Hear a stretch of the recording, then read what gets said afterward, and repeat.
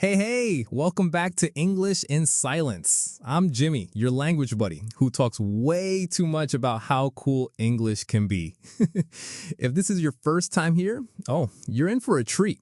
We drop new videos every single day to help you get fluent, sound natural, and feel confident every time you open your mouth to speak English. Today's episode, it's going to change the way you speak, for real. Because we're not just talking grammar or basic stuff you already know. We're going deeper into the kind of expressions that native speakers use without even realizing it. The kind of phrases that make people go, "Whoa, you sound really natural." Yeah, those phrases. And guess what? You're going to learn how to use them today. We're talking advanced, real-world English.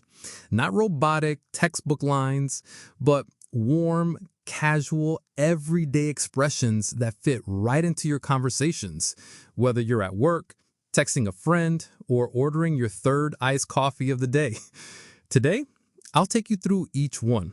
We'll break them down, use them in examples, and repeat them together. So by the end, you won't just understand them. You'll actually start using them like a pro. So if you've got a notebook nearby, grab it. If not, totally fine. Just follow along and repeat out loud when I do. Ready to make your English sound smoother, smarter, and way more confident? Let's get into it. Okay, let's kick off with one of my favorite soft expressions. I'm not quite sure, but... Now listen, this one's gold when you want to sound polite and thoughtful, especially if you're not totally confident about something. Instead of saying, "I don't know," which feels kind of blunt, you can say, "I'm not quite sure, but I think the meeting starts at 10. Hear that difference? It feels gentle, natural, like you're being honest, but still trying to help. And that's what fluent speech sounds like. All right, let's try a little scenario. Picture this. Your friend asks you where the new coffee shop is. You're not 100% sure, but you think you saw it the other day near the train station. You say, "I'm not quite sure, but I think it's near the station, right across from the bookstore." Say it with me. I'm not quite sure, but I think it's near the station. Nice. Doesn't that sound way more natural than just saying, "I don't know"? Now here's another awesome phrase. It slipped my mind. This is what you say when you forget something, but in a way that sounds totally normal and kind of relatable. Instead of just saying, "I forgot," you can say, "Oh no, it totally slipped my mind." It's casual, it's human, it sounds fluent without trying too hard. Let's practice. Think about a time you forgot to reply to a message. We've all been there. You could say, "I meant to text you yesterday, but it completely slipped my mind." Simple, honest, natural. These little phrases, they're what real conversations are made of. They help your English feel alive, like you. All right, let's keep going with a phrase that's super useful when you want to agree, but also gently add your own perspective. That's true, but this one's subtle. Respectful. It shows you're listening, but you also have something to add. Let's say someone says, "Working from home is more comfortable." You nod and reply, "That's true, but sometimes I miss talking to people face to face." See how that works? It's smooth. It keeps the vibe friendly, not argumentative. Let's say it together, slowly. That's true, but sometimes I miss talking to people face to face. Perfect. You just made a polite, thoughtful point without sounding rude. Now, ready for another everyday phrase that sounds super fluent? Would you mind if I? This one is the secret weapon of polite English. Way better than just saying, "Can I?" Like, imagine you're in a meeting room and it's getting stuffy. Instead of blurting out, "Can I open the window?" Try this. "Would you mind if I open the window?" It's respectful. It's soft. It shows you're considering the other person. Let's try another one. Picture this. You're at your friend's house and your phone's at 2% battery. You look over and say, "Would you mind if I used your charger for a sec?" Say it with me. Would you mind if I used your charger? Nice. Phrases like this aren't just about grammar. They're about connection, being polite, thoughtful, and smooth in your speech. Now, here's a fun one. Let's play it by ear. This is what you say when you don't want to make exact plans, like, "We'll figure it out later." Your friend says, "Should we meet at 5 or 6?" You say, let's play it by ear. I might be a bit tired after work." I really use this one all the time because, let's be honest, sometimes life's too unpredictable for solid plans, right? So go ahead, try it. Let's play it by ear. I'll let you know after work. That is the casual fluency sweet spot. All right, now that you've got a few powerful phrases under your belt, let's try them out together in a little mini story. Picture the moment and imagine it like you're living it. Yesterday, I was supposed to meet my friend for lunch. But guess what? Yep, it totally slipped my mind. As soon as I realized, I grabbed my phone and called her. I said, I'm not quite sure how I forgot. It just completely slipped my mind. And she was super understanding. She said, "No worries, these things happen." Then I asked, "Would you mind if we meet tomorrow instead?" And she goes, "Sure, let's play it by ear, depending on the weather." Boom, that little story, it used 4 of the phrases we've just practiced, all in a real-life, friendly, fluent way. So here's your challenge. Try retelling that story in your own words, out loud. No pressure, just have fun with it. It's how fluency starts to click. Now, moving on. Here's a phrase that's super useful when you want to offer advice, but without sounding bossy or pushy. If I were you, It's kind. It's gentle. It's like saying, "Here's what I would do if I were in your shoes." Imagine your friends totally stressed out from work. You could say, "If I were you, I'd take a day off to just breathe and relax." Or maybe your siblings freaking out about an exam. You say, "Hey, if I were you, I'd stop cramming and get some sleep." It shows empathy. You're giving a suggestion, but you're also showing care. Try it with something in your life. What's something you might tell a friend or even yourself? If I were you, I'd... Go ahead, fill in the blank. Make it yours. You're sounding more natural already. All right, let's talk about honesty.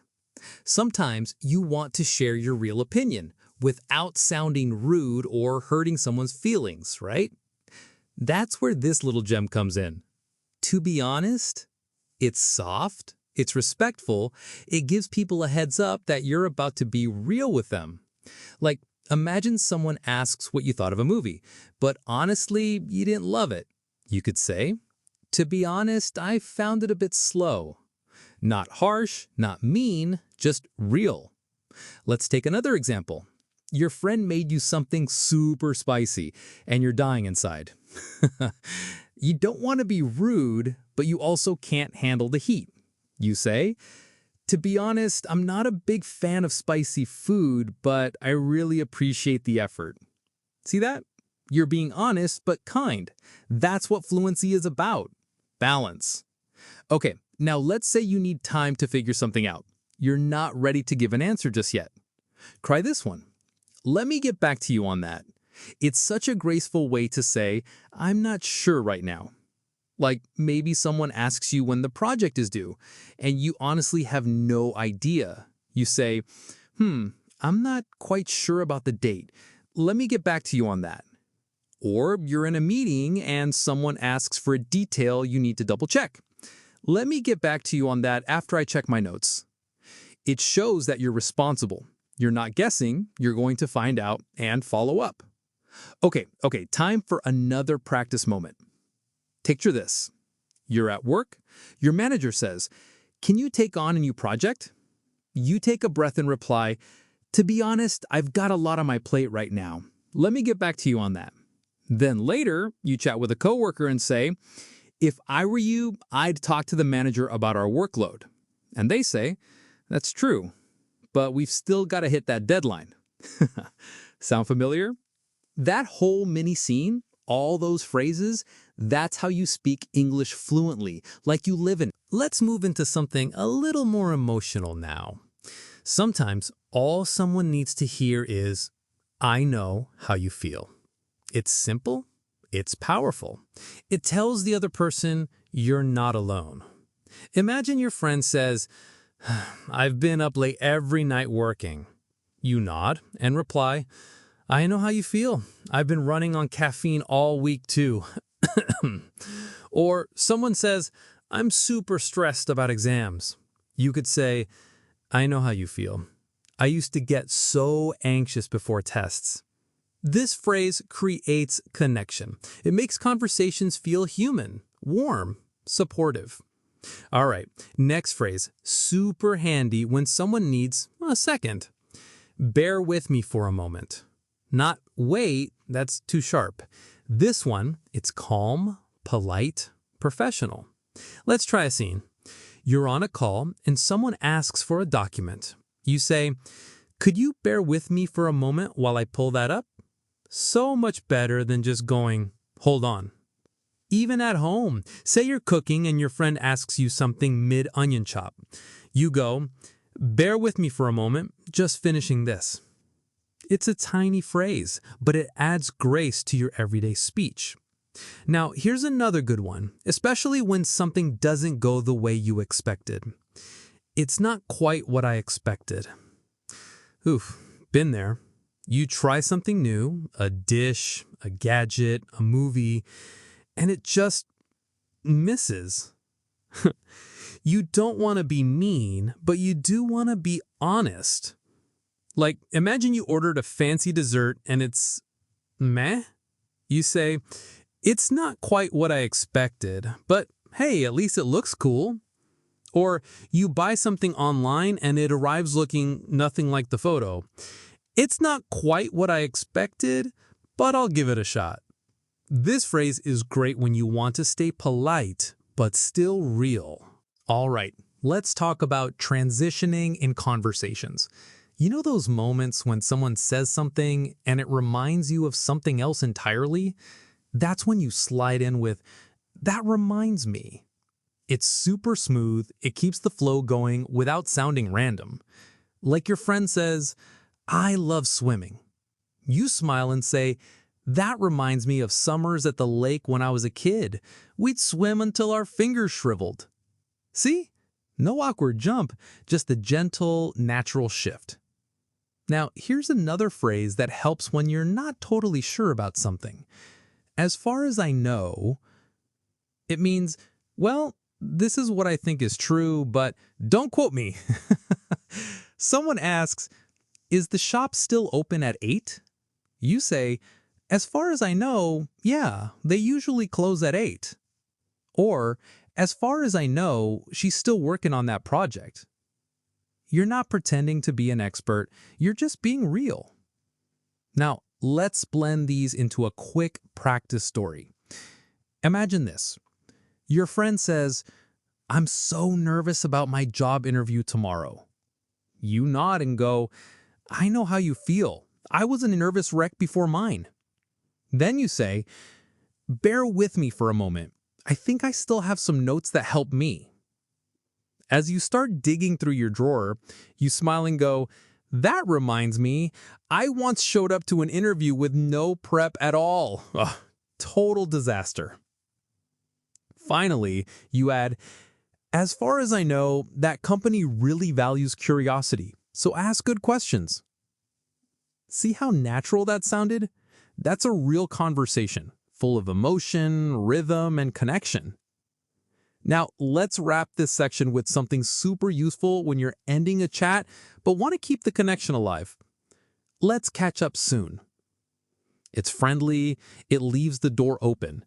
You could say, this was great, let's catch up soon, maybe lunch next week. It's how people stay connected, even when life gets busy. And one more before we pause. Let's agree to disagree. This is what you say when you're in a debate and neither of you is budging. Like, you like pineapple on pizza, I don't. Let's agree to disagree. It keeps things respectful. No drama, no hard feelings. Use it whenever things get heated and you just want to wrap it up without turning it into a full-on debate club.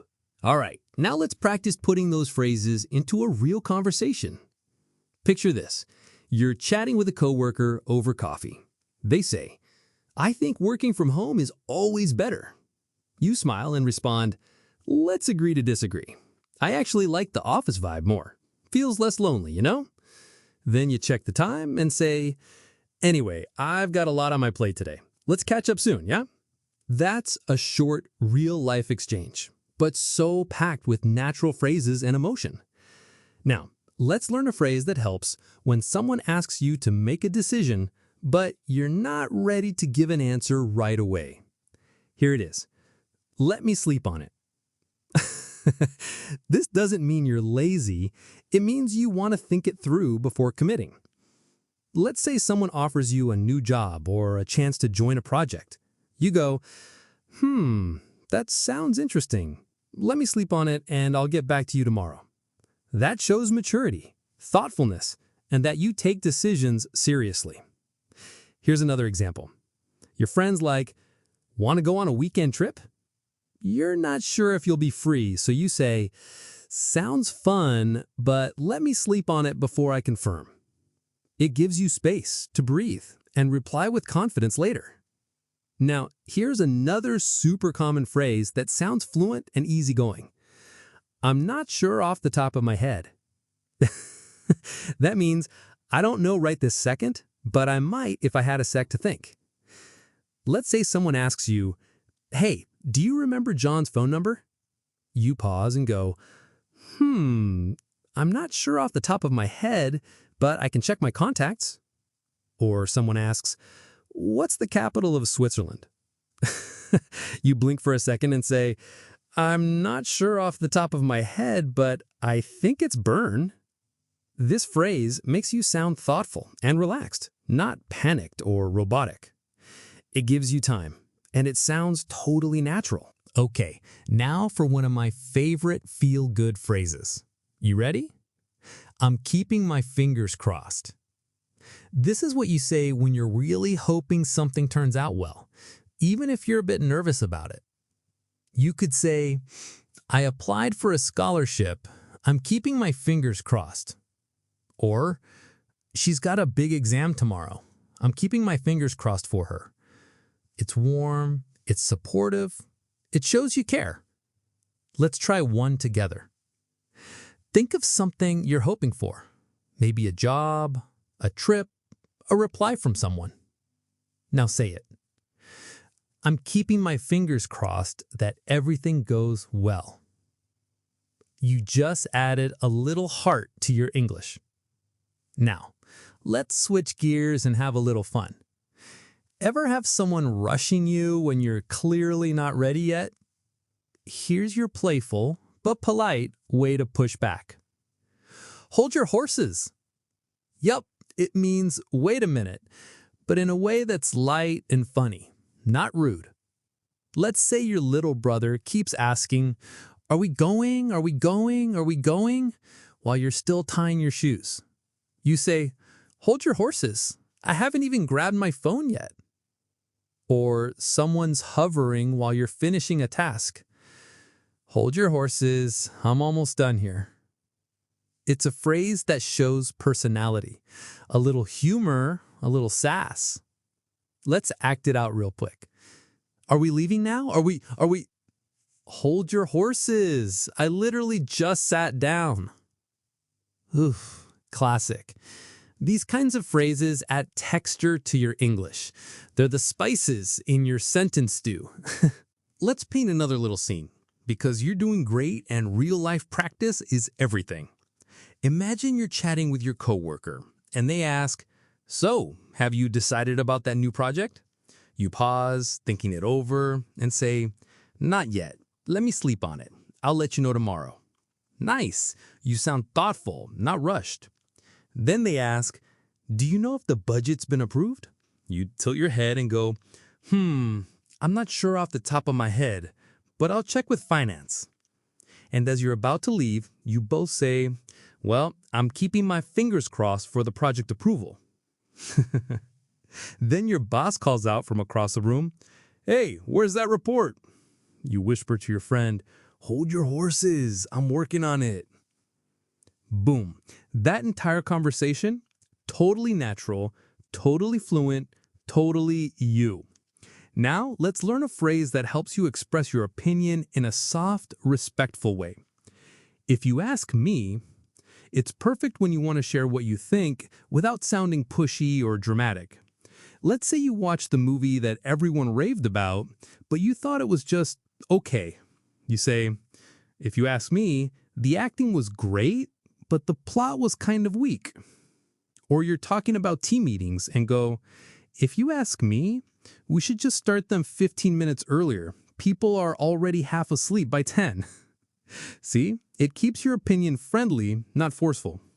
And now, one more useful expression that brings a little truth to your tone. To be honest, yeah, we've used this one earlier, but now we're layering it with, if you ask me, for some combo moves. Let's build a mini dialogue. You say, if you ask me, the acting was strong, but to be honest, I nearly fell asleep halfway through. It's okay to be real, and when you sound real, people listen. All right, let's switch gears a little. Sometimes you're in a conversation and you need to wrap things up without sounding rude.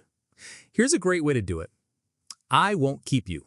It's polite, it's considerate, and it tells the other person, hey, I know you're busy and I respect your time. For example, I know you've got a lot going on, so I won't keep you. Talk to you later. Or, you probably have stuff to do, so I won't keep you. Take care. It's a small phrase, but it carries a lot of grace. Okay, now let's sprinkle in some humor. Ever want to say something honest, maybe a little critical, but in a fun and friendly way? Try this. Just saying. It softens the blow, adds a playful touch, and yeah, it's a little cheeky. Like, that shirt looks kinda old. Just saying. Or, maybe double check your slides before the presentation. Just saying. You've got to use this one with people who know your vibe. Friends, siblings, coworkers with a sense of humor. Let's act it out. Your friend keeps forgetting their umbrella every time it rains. You say, you could try checking the weather once in a while. Just saying. Oof. Playful, but real. Now, let's tie these together with a short little scene. Your friend's been telling you a long story, and honestly, they've got to run. You smile and say, this has been great, but I won't keep you. Then you add with a wink, oh, and by the way, you really should try that new burger place. It's amazing. Just saying. That's fluency in action. It's not about fancy words, it's about connection. Let's dive into two phrases that bring calm, especially when someone's flustered, overwhelmed, or feeling rushed. First up, take your time. 3 little words that can completely suit someone. Maybe your friend is nervously giving a presentation and they're fumbling with their notes.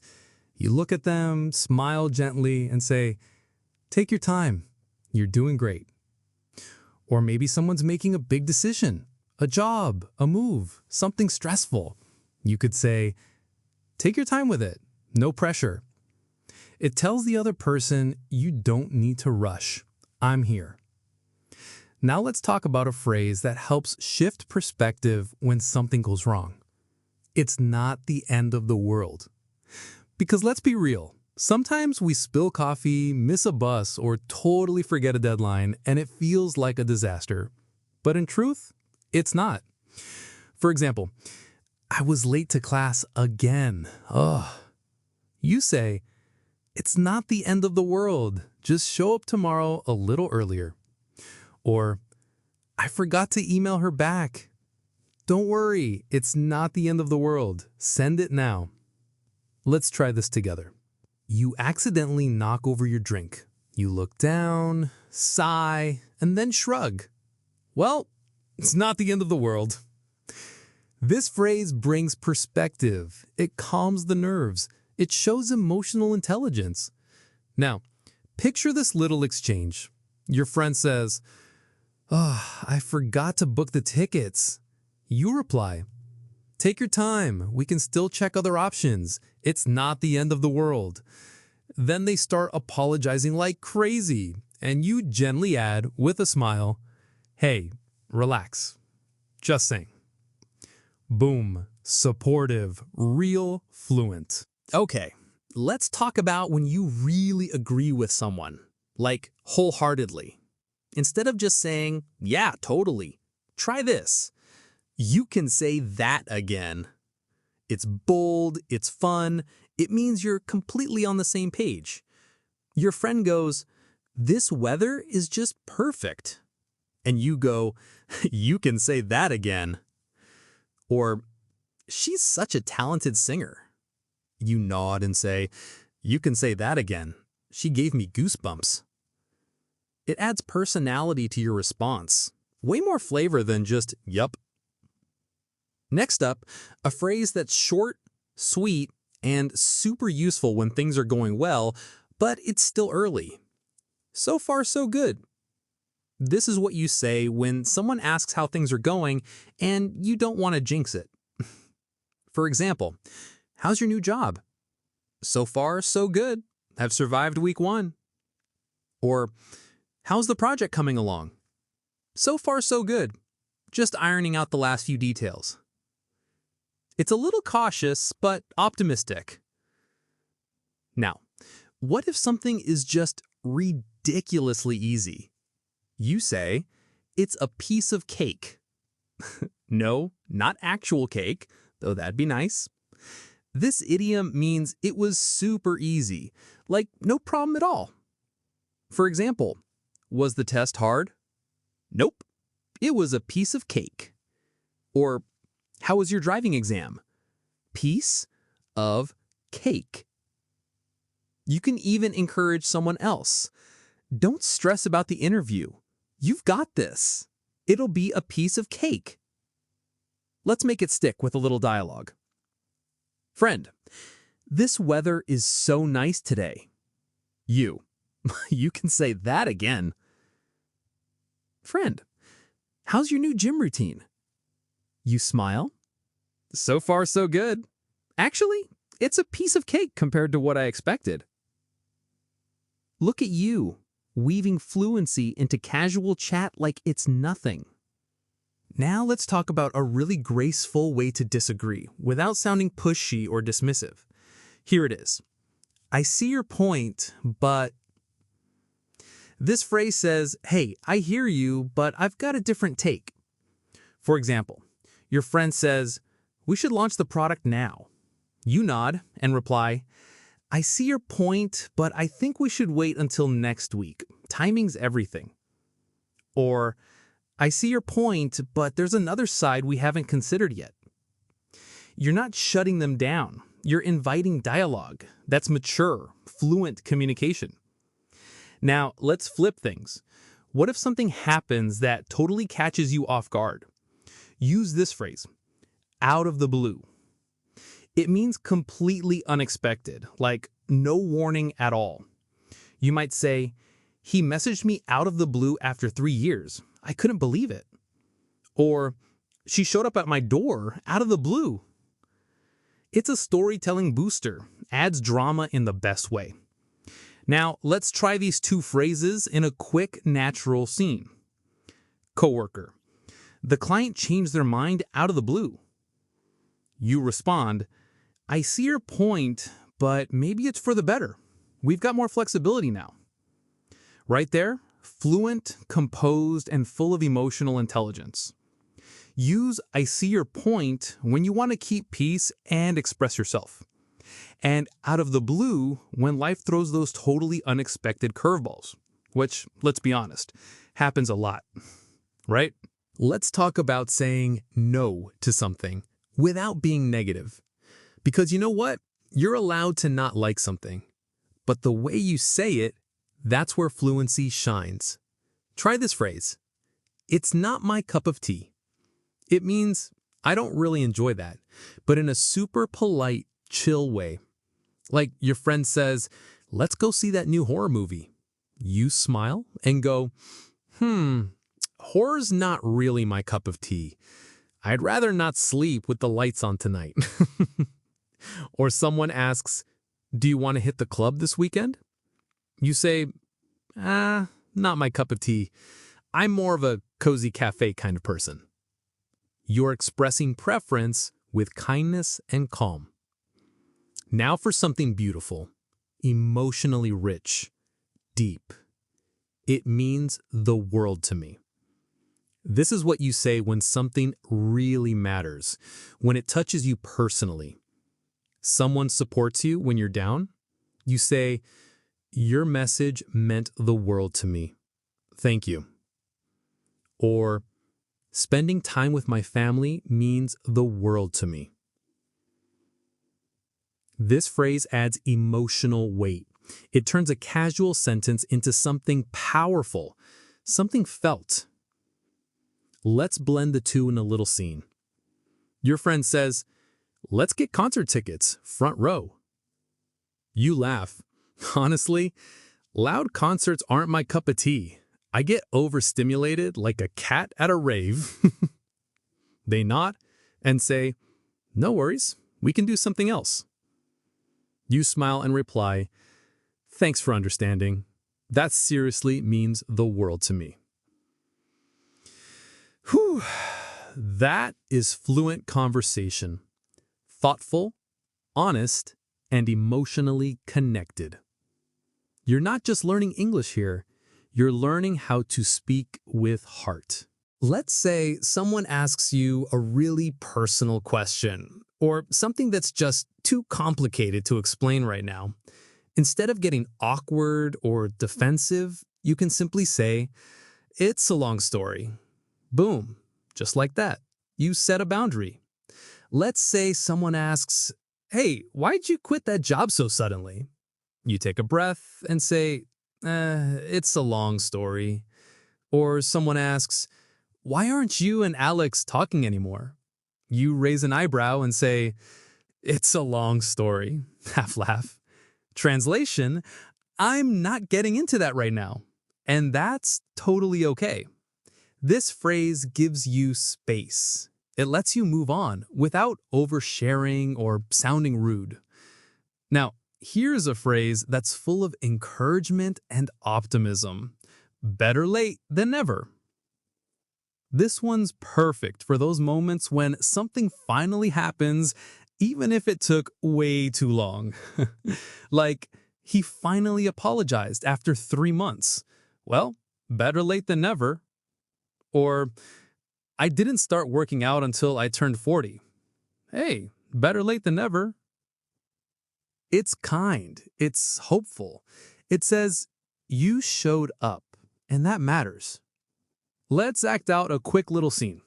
Your friend walks into a party late and says, I'm so sorry I'm late. You grin and say, hey, better late than never. Then they ask, wait, you came alone? Where's everyone else? You smirk and go, oof, it's a long story. That's how fluent conversation flows. It's real, relaxed, emotionally smart. You're not just learning English, you're learning how to live in English. Let's say someone says something you agree with so much, it's like they read your mind. Here's the perfect response. I couldn't agree more. It's stronger than just I agree. It says yes, 100%, absolutely. Your friend goes, learning English has totally changed my life. You smile and say, I couldn't agree more. Or they say, kindness really goes a long way. You nod and reply, I couldn't agree more. It's everything. It's sincere. It's powerful. It adds weight to your response and makes you sound like a thoughtful speaker. Now let's say someone asks for something and you want to say, sure, go ahead. Try this classy phrase, by all means. It's polite, a bit formal, but still warm and confident.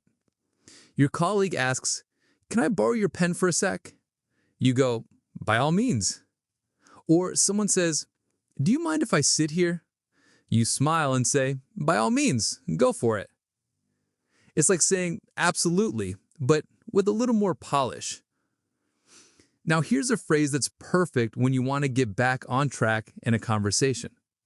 Anyway, as I was saying, ever get interrupted mid-story? Let's be real, who doesn't?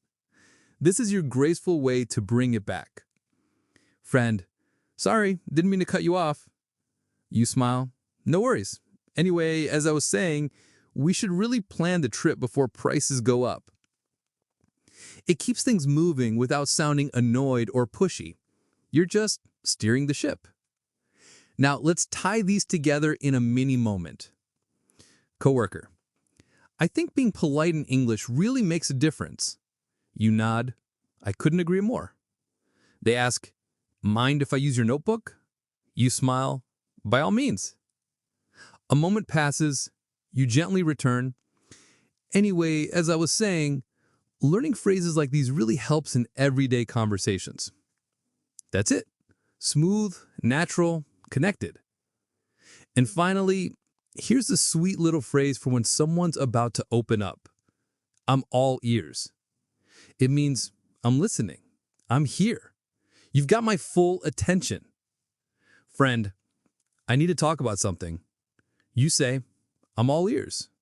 Simple and so powerful. Let's start with a phrase that lets you share your opinion without sounding bossy or pushy.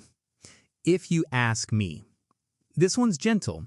It's like saying, hey, here's my take, but you do you. Let's say someone's unsure about joining a speaking club. You might say, if you ask me, it's totally worth it. Your confidence will grow like crazy. Or, if you ask me, daily practice is the best way to improve your English. You're not forcing your view. You're simply offering it with kindness and clarity. Now here's a phrase that shifts the decision and puts the ball in their court. Literally, the ball is in your court. This means it's your move now. You've done your part, and now it's up to them. For example, I gave you all the info, now the ball's in your court. Or, I apologized, the ball's in her court now.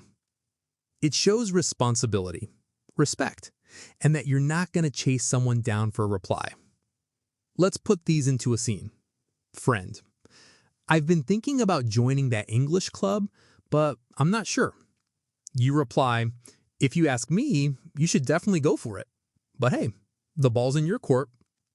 Later, they say, okay, I want to tell you something, but I'm not sure how to start. You lean in with a smile. I'm all ears. That's how connection sounds in fluent English. It's not just about vocabulary, it's about tone, emotion, and knowing when to speak and when to listen. All right, ever hit that point in a conversation where you've done enough for the day? Your brain's tired, you've said what needed to be said, it's time to wrap it up. Here's what fluent speakers say in that moment. Let's call it a day. It's like saying, we're done here. We've done enough. Let's stop now. Maybe after a long study session. Okay, I'm tired. Let's call it a day. Or in a team meeting. We've made solid progress. Let's call it a day and pick it up tomorrow. It's casual, confident, and a supernatural way to end things smoothly. Now, let's say something sounds a little too good to be true. You're listening and your brain goes, what's the catch? That's exactly what you say. What's the catch? This phrase means, I like this, but is there a hidden downside? Someone offers you a free trial course. No payment, no sign up. You blink and go, wait, what's the catch? Or your friend says, you can just download the app and get free meals. You pause. What's the catch? It's polite skepticism, and honestly, super smart. Now, let's talk about something that everyone feels sometimes: confusion. You're listening, you're trying, but you're just not getting it. Instead of going, huh? Or what? Try this. I'm not sure I follow. It's respectful. It tells the speaker, I'm listening, but I need a bit more clarity. Maybe during a meeting, someone's explaining a complicated plan. You raise a hand and say, I'm not sure I follow. Could you explain that part again? Or in a conversation, wait, I'm not sure I follow. Do you mean we're starting earlier now? You're not interrupting, you're asking to understand better. That's real fluency. That's confidence. Let's act out a quick conversation. Friend, there's this free program that gives you full access to premium lessons, no credit card needed. You squint. What's the catch? They explain, but it's a lot. You pause and say, I'm not sure I follow. Can you break that down again? After it's all said and done, you'll lean back and go, okay, I've heard enough for today. Let's call it a day. That's how fluent conversations flow. You listen, you question, you take breaks, all naturally. Let's start with a phrase that instantly creates connection, especially when someone's struggling. I know how you feel. These 5 words say, you're not alone. I've been there too. Someone says, I'm so tired. I've been working nonstop. You nod and reply, I know how you feel. I've been up late all week too. Or they say, I'm anxious about exams. You say, I know how you feel. I used to get so stressed before tests too. This phrase brings comfort. It says, I get it. And sometimes that's exactly what someone needs to hear. Now let's talk about a phrase that helps you gently ask someone to be patient. Bear with me for a moment. This one's smooth, polite, calm. Imagine you're on the phone and you need a second to find something. You say, could you bear with me for a moment while I check my notes? Or you're cooking and your friend asks a question. You reply, bear with me for a moment. I just need to finish chopping these veggies. It's better than just saying, wait, and it works in both formal and casual situations. Now, let's say something didn't go how you expected, but you don't want to sound rude. Try this. It's not quite what I expected. You ordered something online and it looks nothing like the photos. You sigh and say, it's not quite what I expected, but I'll make it work. Or you try a new dish and it's a little weird. You go, it's not quite what I expected, but it's interesting. This phrase helps you stay honest, but still polite and open-minded. Let's pull it all together with a quick scene. Your friend says, I'm really stressed about tomorrow. You smile warmly and say, I know how you feel. I used to get super nervous before big events too. Then they ask for help while you're busy typing. You say, bear with me for a moment. Let me just finish this email. Later, they ask about a movie you watched.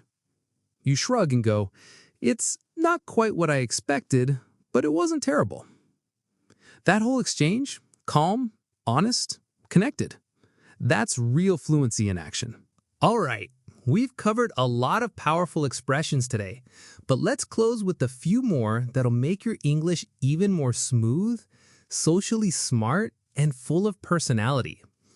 Here's a great one for when someone says something and you completely agree with a little extra energy. You can say that again. Friend, this weather is amazing. You can say that again. Or, she's so good at public speaking. You can say that again. She's like a TED Talk machine.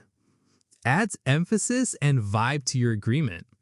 Now, what if things are going okay so far? Try this. So far, so good. It's simple, casual, optimistic. How's the new job?